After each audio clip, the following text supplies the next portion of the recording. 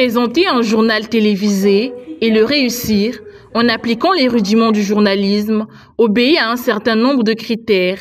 Nombre d'entre eux ont été dévoilés lors d'une masterclass tenue par Aline France et Tokabeka ce jeudi 1er août à Brazzaville, face à un public essentiellement composé d'étudiants et de professionnels des médias. Il était question pour moi de leur donner quelques tuyaux, quelques astuces et quelques éléments nécessaires à la présentation d'un bon journal sur les aspects physiques, parce que tout le monde n'est pas appelé à être sur un plateau du journal.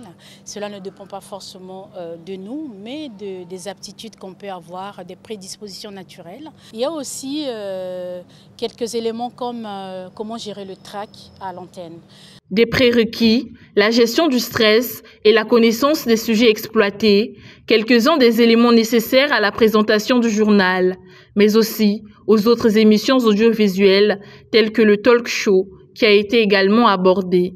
Pour bien animer un talk show, il faut déjà avoir une forte capacité professionnelle.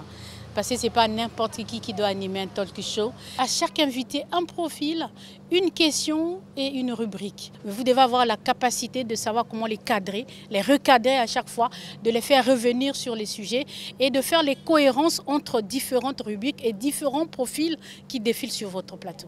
Autant de conseils et d'astuces donnés aux participants qui ont pu les intérioriser sur le champ, sortant plus enrichis de cette masterclass. Nous avons été formés sur les b.a.-ba du métier.